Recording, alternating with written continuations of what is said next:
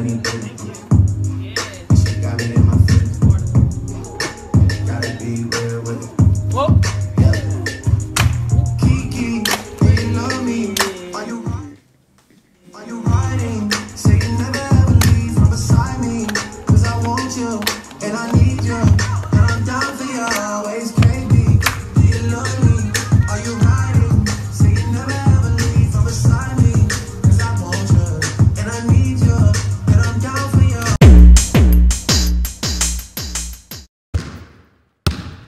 I think we see Willis coming out.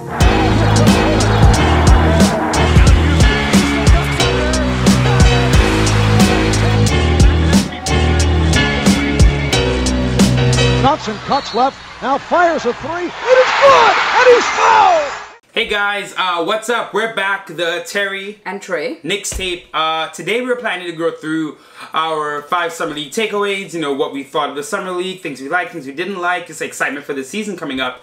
But then we got some breaking news, Trey. Breaking news from Legion Hoops. So we are hearing rumors of a possible trade with Jimmy Butler. Yeah, this is really interesting because it would kind of go against the front office's mantra so far of, you know, staying pat, letting it play out. Jimmy Butler is an aggressive move, but sometimes in the NBA, when things happen, you have to act. Yep. Right? And Jimmy Butler's situation, you know, he didn't sign the contract that Minnesota offered him last week or 2 weeks ago.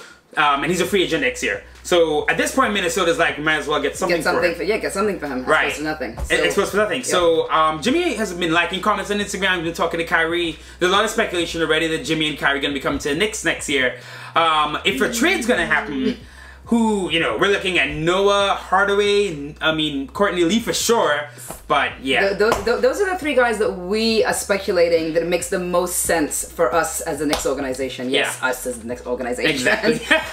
We think those 3 guys make the most sense. Noah, definitely, who has a huge contract, somewhere around $40 million for the next 2 years. Right.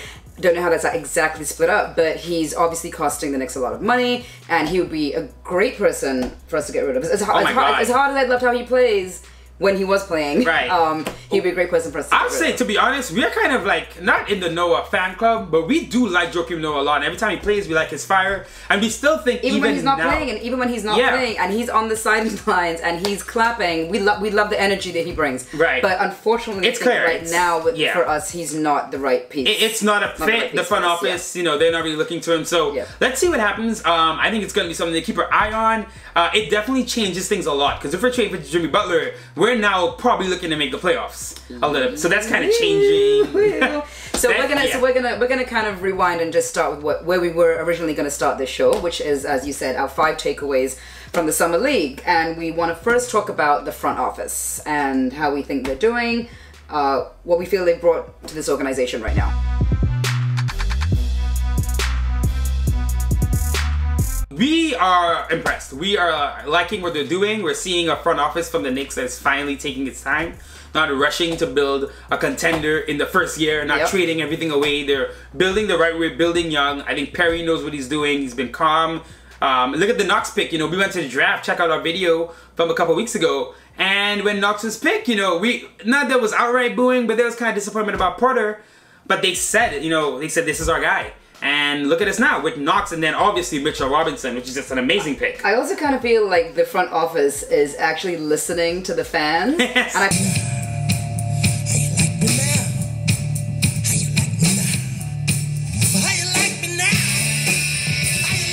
yeah, we're impressed with what they did. They had a great draft. I think their draft off the charts. Like, to get 2 guys like that, 2 real lottery talents. Obviously, Knox, we knew, you know, he was going to be a top 10 pick. But Mitchell Robinson at number 36, and that's why I picked number 36, and some people thought Trey thought he was number 36. Come on, guys. Sorry. Right? I mean... yeah, exactly. Someone defended me, though, so thanks to you. Shout out to whoever in the comments defended Trey. That's what we're talking about.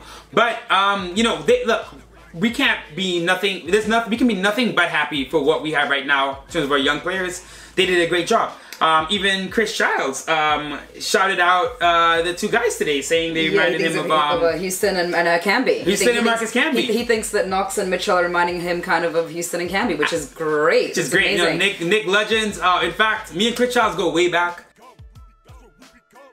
Also, Kevin Knox made the first Summer League team, right? Yeah, he made first team all Summer League. So, you know, it's just like the first team all NBA. They picked the 5 best players in the Summer League. He made it as a rookie. I mean, most, you know, usually it's rookies. You might get some second-year guys in there, but, you know, Kevin Knox was definitely the talk of the Summer League. Across the NBA. It wasn't just like a New York thing. It wasn't a New York thing. It was a New York thing for us. We were super excited, but it was, I think, across the board that people really kind of saw him come out and shine and, like, make moves, energetic player, like, kind of like, wow, who is this guy? And great attitude, and good just for the Knicks. everything, man. So... So far, I think we got to give the front office like A- A on everything so far. They knocked the really draft out of the park. They did.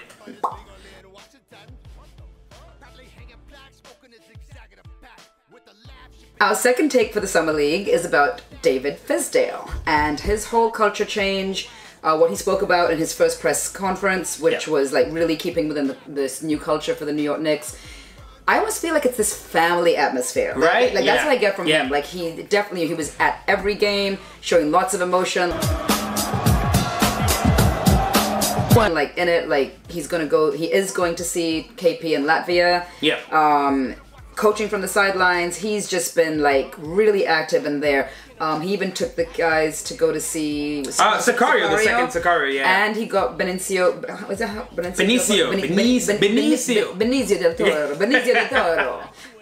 del Toro. He got Benicio del Toro to come and talk to the guys, and he's a Knicks fan, right? I don't know if he is or not, but basically he got this actor to come talk to these young guys, which is kind of cool, right? And I'm sure that they liked it and appreciated it, and he's really kind of making these guys. I remember last year they all went to Thanksgiving at Jared Jack's house. Jared Jack's house. Yeah, Jared Jack, man. When I heard that, shout out to Jared Jack, by the way. Man. Great. What a leader last year. Even though down year, everything, but people were angry that he was playing over Frank and stuff like that. But Jared Jack did what he was supposed to do. He wasn't supposed to be on the roster. I actually feel, sorry to cut you off, but I actually feel like Jared Jack and that kind of feeling started the change in the culture for the Knicks. Yep, definitely. So I think, like she said, obviously, Fizdale has been committed to it. I love you said that family atmosphere, right? It feels like he's the tough uncle who, like, he's gonna push them. Who pushes you, but then takes you for ice cream, and then tells you when you break up with your first girlfriend that you still got it. Like he's that guy. He's a tough love kind of guy. Tough love guy, and you think I feel there's such a camaraderie around the team. I feel like in fact he can be open with them. You know, Mario Hezonja, who signed, said it's so important to have a coach that tells you what you need to hear. Right? Not just a coach who's even buttering you up, telling you you're great when you're not. Fizdale seems like the kind of guy who's saying, you know, you could be great. I think you can be great, but you're not great right now. An encouraging person. Yes. So encouraging is the word, I think. Off the, you know, just off the scale, we've been happy with them. People wanted Mark Jackson. Yeah, are you kidding me? People were caught up, I think, with Mark Jackson, that he's from New York and that he played for New York. So that just made him seem like the right fit. But really looking into him and his character and what he's done in the league, like he was definitely not the right fit for us. Very, very happy with David Fizdale. That's the man. Keep up the great work.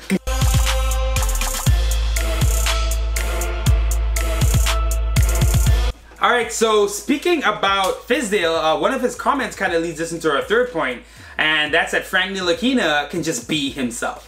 Fizdale spoke, you know, after the first game where Frank didn't really play too well. Some people were a little bit angry, but he said, you know, Frank still did some good things out there. He was defending Trae Young. He's still getting that defense down. Again, it's going to be aggressive, but I don't want him getting to a point where he stops being who he is. You know, I know everyone has this vision of what he should be, but he's got some things that he already does well that he brings to the table. I still want him to keep those attributes while being aggressive. And looking at this team with Knox, KP, and even Mitchell, then we don't need Frank. We don't need Frank. I mean, not we don't need him. We need Frank. We need Frank. We need Frank, and we love Frank, but we don't need him to score. Exactly. We need him to play defense. Right. And he can score. Of course, we're not saying we don't want him to score at all, but he can give us those, you know, 10, 12, 15 points. Right. Exactly. We're good with that, but we don't need him to be the scorer. He can be the point guard. He can lead the team, direct the team and what they need to do, but we don't need him or need to depend on him to give us those points. If you look at every championship team, right, it's a mix of, you know, scorers, defenders, hard workers, hustle guys. It's a mix, right? You don't just want all all-stars. In fact, that's what we've done in the past, right? Trying to put a bunch of scorers together, a bunch of all-stars together on the Knicks. With Frank, and you're looking at what Knox has shown so far, what KP's been showing, and now with this, you know, with whatever can happen next year in free agency, I'm not going to get into that too crazy. But we're going to have a team of people who can put the ball in the hoop, we need someone who can make sure the ball doesn't get in the hoop at the other end. And I think one thing that's a really added benefit, right, of having a strong defensive player is that now your star offensive guy doesn't have to waste energy on defense. Right. So if you saw this last playoffs, right, LeBron wasn't defending that hard because he had to go score all the points on the other end. With Frank, now every single great team we play, we can put Frank on the best offensive player. Let Frank work hard on D. And then on offense, KP is not going to be tired. Knox is not going to be tired. So I think when you're building like a championship team, a defensive guy like Frank, you know, his attitude, everything about him, I think... Side note to Frank, because we really love and adore Frank. And a side note to him is that, you know, we have to remember too, this is his second year living in the United States. And people in Europe do grow up with a slightly different culture for him. But having said that, he totally holds it down. He's got his little New York swag coming on as well. We're seeing that in his Instagram posts. But we love Frank, and we still want him to obviously in the team. Yeah, I think, you know, his offense is going to get better, but I think what we're seeing, and I'm glad Fizdale brought it up, is that Frank's going to become the player he needs to become, right? We don't need to force anything on him so soon. Let's let him keep developing. Here's the thing, he's a hard worker. It's not like a guy who's out here partying. We're going to get into like the team in a bit about how we feel about their personalities. We just want him to be more aggressive. I think more than anything, more aggressive. And we see it. And we saw it in game 2. We see it. We see him come out. We saw him play against LeBron when he was like, when he knocked him. He's like, wingspan, baby, you can't touch me. So he has it in him. It just needs to be developed. Exactly. Yeah.